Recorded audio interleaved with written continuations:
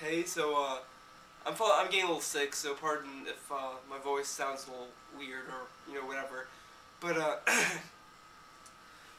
yeah, I'm gonna review Bioshock DLC for Bioshock Infinite. To start off with, the style that the cutscene kind of puts you in is such a nice atmosphere and style, where it's a very strong noir-esque kind of feel, and it really does feel very cinematic in comparison. As the entire DLC, from when you start to play it, it feels way more cinematic than it does gameplay-wise. And that is a mixed bag usually for DLC, because because the one thing that Bioshock Infinite marketed itself as a way to experiment with vigors and many other ways to take down your enemies, while this game kind of doesn't let you go all that crazy.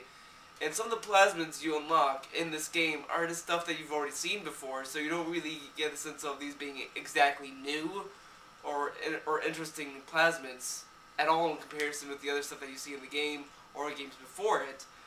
Uh, Now, the location Rapture is set, I think a year or so before the actual Civil War and downfall of Rapture, but you still get that sense of quietness, which is nice, but at the same time, it's just kind of weird to see Rapture being so.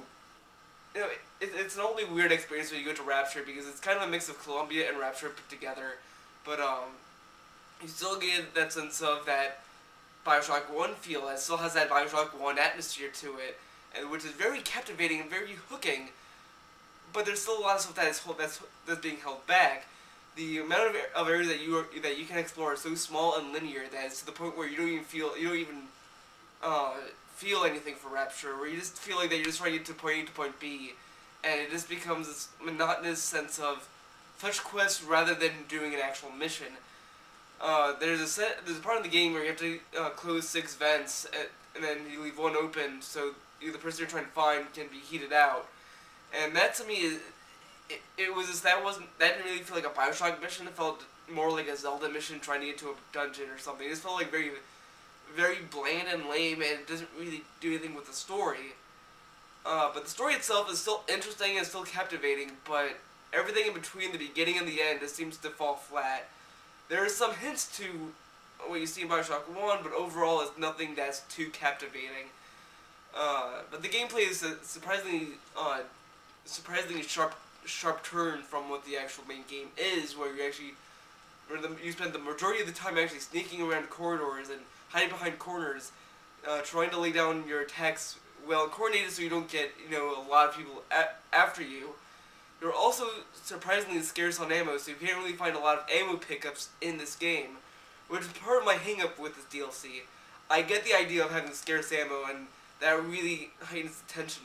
I get that, but when there is a time where I spend the majority of the time beating the crap out of enemies, I really don't have fun doing that. I shouldn't have to spend hours beating someone with the Skyhook over and over and over. That's not fun. I had to beat the final boss just by punching him because I didn't get enough ammo. So there are some issues with that, and you get a lot of new guns near the end of the DLC, so you don't really get to experiment with any of the new weapons that they have in the game, or anything. One of the new weapons that I haven't even seen a lot of the new weapons. The only new weapons I know of is a gun that if you hold it on a person long enough, it'll disintegrate them. But other than that, by the time you get that weapon, it's by the end of the DLC. So there's really no point in getting it or even replaying it. The replayability in this DLC is disappointingly low.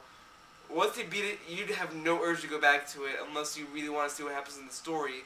Because everything that happens in between is very boring and very bland, and it kind of goes back in this goes away.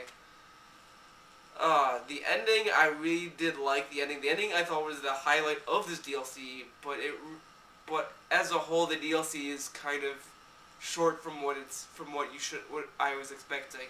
And yes, I do know it's a DLC, and I know that I shouldn't be expecting a lot of stuff, but I've seen other games with DLC that is cheaper than this DLC that had a lot more content in it than this. So it's kind of disappointing, because the price that DLC is asking for is $12 to $15, and that to me is a ripoff for what you get. I've seen Metal Gear Rising in particular have DLC for $5 that had a lot more stuff in it than DLC has to offer. So ultimately, Bear Let's See is a bit of a disappointment and kind of a weak entrance to this episodic formula. I am looking forward to episode 2, but this still does not excuse episode 1's short length and lack of content. So I give this DLC a 3 out of 5.